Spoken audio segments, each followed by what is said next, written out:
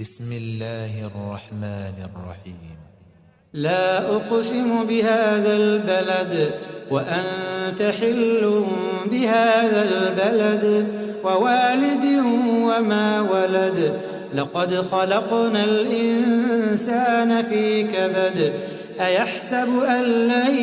يقدر عليه أحد يقول أهلكت مالا لبدا أيحسب أن لم يره أحد ألم نجعل له عينين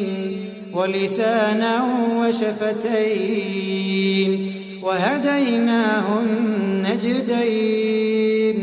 فلاقتحم العقبة وما أدراك ما العقبة فك رقبة أو إطعام في يوم ذي مسغبة يتيما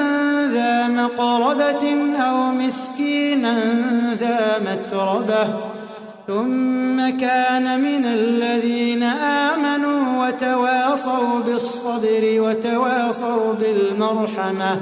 أولئك أصحاب الميمنة والذين كفروا بآياتنا هم أصحاب المشأمة عليهم نار مؤصدة.